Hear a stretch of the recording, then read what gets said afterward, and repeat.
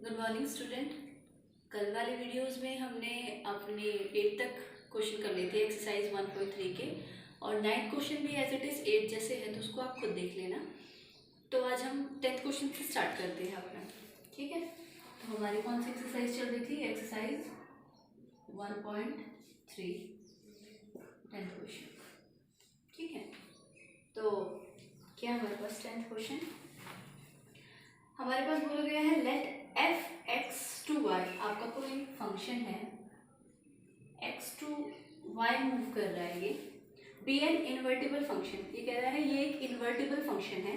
Show that F has unique inverse, और आपसे बोला गया है कि इन्वर्टिबल फंक्शन है मतलब किसका इनवर्स है, और बोला गया है कि एफ को यूनिक इनवर्स दिखाओ, कि एफ का जो इनवर्स है ना वो यूनिक है। तो सबसे पहले जब भी हम इनवर्स की बात करते हैं तो हम उसको लेट करते हैं, let g y is the inverse of f, है ना।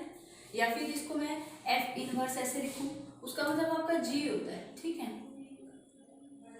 अगर आपका फंक्शन एफ एक्स होता है तो उसका इनवर्स होएगा जी वाई, ठीक है। तो let g y is the inverse of function f x, ठीक है। तो हम दो वैल्यू ले लेते हैं उसका इनवर्स दिखाने के लिए, क्योंकि अगर आप उसका इनवर्स है हमारे पास तो 1 1 और ऑन टू दोनों के दोनों हैं। We know that f x is 1 1 and onto is given है हमारे पास, क्योंकि अगर उसका सिर्फ इनवर्स निकालना है तो हमारे पास नेचुरली बात है, अगर उसका हमें सिर्फ इनवर्स निकालना है और हमें बताना है कि वो इनवर्स यूनिक है, तो मतलब क्या होएगा कि हम उसको भी हम एक दूसरे के इक्वल दिखा देंगे, मतलब कि G1 लेंगे फिर G2 लेंगे और दोनों को इक्विवेलेंस प्रूव कर देंगे, तो 1 1 और 2 दोनों प्रूव हो जाएगा, तो उसका इनवर्स हो जाएगा, ठीक है। तो अगर उसका इनवर्स निकालना है सिर्फ हमारे पास, तो आपका जो फंक्शन है वो पहले से ही 1 1 और 2 है। आगे देखते हैं, मैं लेट कर लेती हूँ, let g o f g of F Y 1 ले लिया मैंने, is equal to g o f Y 2, हमने दो ले ली। हम जैसे लेते हैं F of x1 F of x2, तो जी ऑफ एफ क्यों लिया है मैंने, क्योंकि हमें उसका इनवर्स निकालना है, इसलिए G of F Y 1 equal to G of F Y 2। दो अलग अलग फंक्शन लिए, दोनों को इक्वल कर कर उसके बाद उसके वेरिएबल को इक्वल दिखा देंगे तो हमारा इनवर्स निकल जाएगा। वेयर ये स्मॉल वाई आपका बिलोंग कर रहा है आपका कैपिटल वाई से। कैपिटल वाई एक सेट हो गया आपके पास फिक्स, कि इसका ये सेट, क्योंकि इसमें एक्स और वाई टर्म दे रखी, इसलिए मैंने वाई ही लिया है, ठीक है। वरना अगर नहीं दिया होता तो मैं आर लेती हूँ, set of a real number. तो ये पूरा का पूरा किसके इक्वल हो गया? कैपिटल वाई के। अब इसका जब फर्दर सॉल्व करेंगे तो आपका ये इसको लिखेंगे क्या, हम इसको G of Y 1 is equal to G of Y 2, है ना। तो आपका क्या हो जाएगा कि ये दोनों इक्वल हैं, देन ये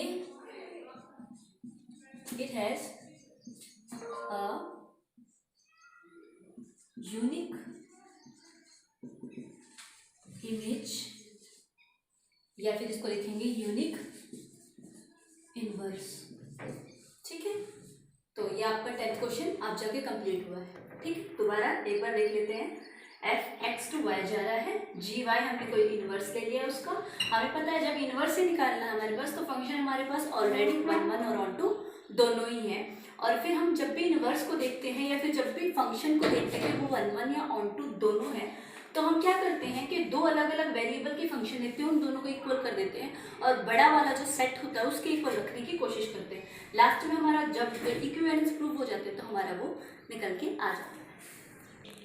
तो 11th क्वेश्चन आपका सेम एज इट इज 10 जैसे है, आपको इसमें पहले से गिवन है कि 1 2 3 आपका ए बी सी पे लाई कर रहा है, और 1 पे ए हो रहा है, 2 पे बी हो रहा है, सी पे 3 हो रहा है।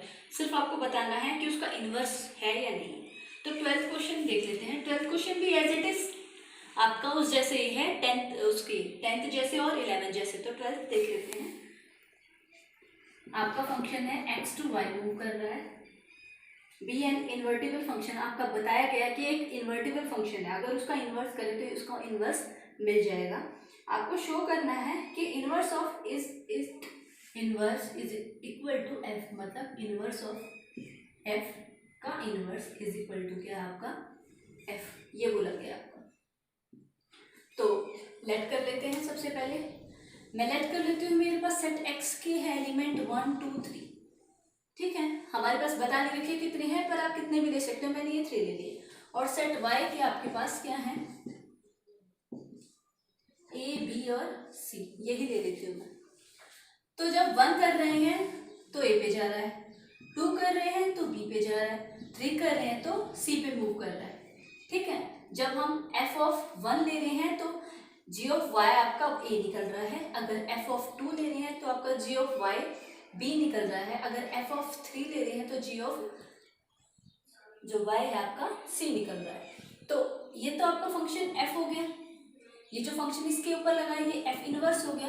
और जब इसको वापस से रिवर्स करेंगे तो ये एफ इनवर्स का इनवर्स, तो ये क्या निकल के आ गया वापस आपका एफ इनवर्स का इनवर्स, क्या निकल के आ गया आपका 1 2 एंड 3। तो ये हो गया आपका, ठीक है।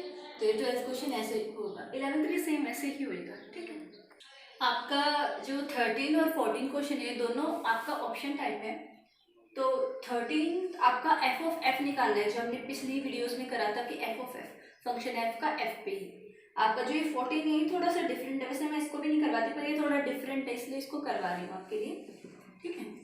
अगर आपका 13 नहीं होगा तो उसको मेरे को बता देना आप, फिर मैं उसको भी करवा दूंगी। अगर आपका F R minus set of -4/3 तो आर मूव कर रहा है, मतलब ये क्या कह रहा है कि set of a real number में से सब्ट्रैक्ट कर दिया, सब्ट्रैक्ट मतलब नहीं, सब्ट्रैक्ट कर दिया है -4/3 और फिर ये मूव कर रहा है आर पे। तो आपका जो फंक्शन डिफाइन हो रहा है वो एफ ऑफ एक्स आपका 4x अपॉन में 3x + 4 ये हो रहा है। Then inverse of F the map G, तो आपका जो जी हो रहा है मतलब कि जो इनवर्स निकल रहा है जिसको हम एफ इनवर्स बोलते हैं, वो आपका क्या है, रेंज एफ मूव कर रहा है आर माइनस ऑफ 4/3 से।